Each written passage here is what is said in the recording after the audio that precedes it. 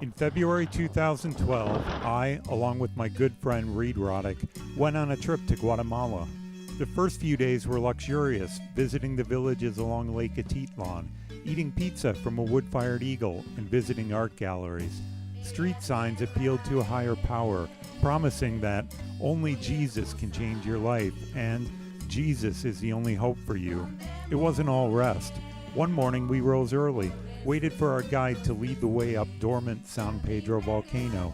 There, we made friends with the locals, who asked us if we were going to post our pictures on Facebook.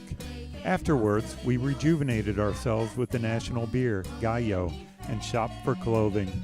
We caught the boat back to Pana, with San Pedro volcano in the background. In Pana, we hired a car to take us to Neba, where we would begin a 3-day hike to Todos Santos.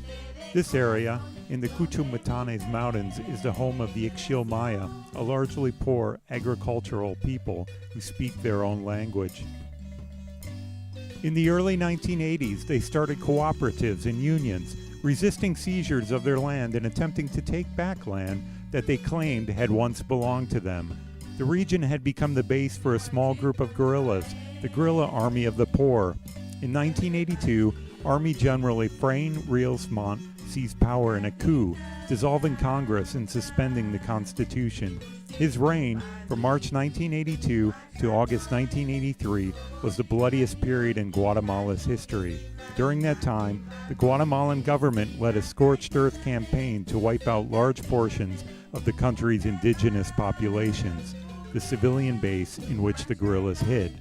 They destroyed and burned buildings and crops, slaughtered livestock, fouled water supplies, and violated sacred places and cultural symbols.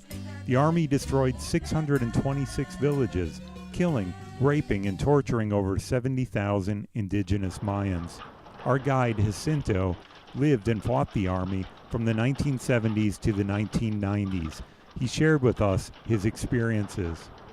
Está listo ahora. Está listo ahora. Sí. Diga la historia. Esta es una aldea que también sufrió en el conflicto armado. Siempre hubieron masacres aquí por parte del gobierno Efraín Rios-Montt. Está muy bonita estos lugares. Aquí se encuentra todo el filo, lo que es de los Cuchumantanes.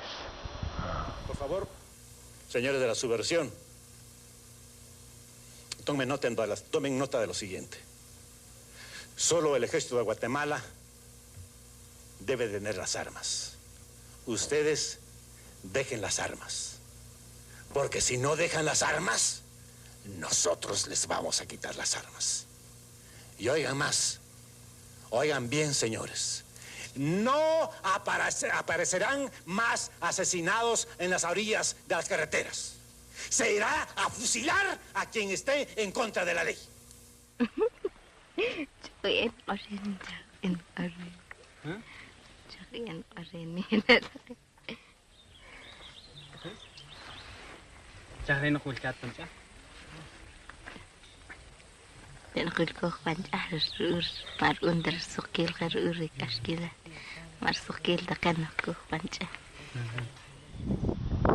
$500, bombas de 105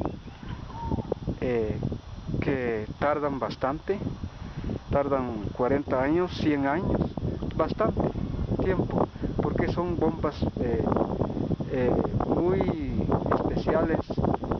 La capa que tiene afuera no se termina, a veces no se gasta, no se oxida, es inoxidable, por eso son peligrosos.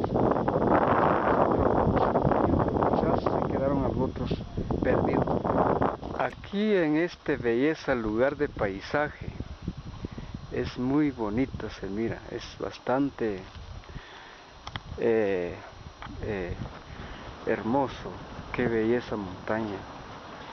En esta parte de la montaña es una montaña que fue quemado en el tiempo del conflicto armado.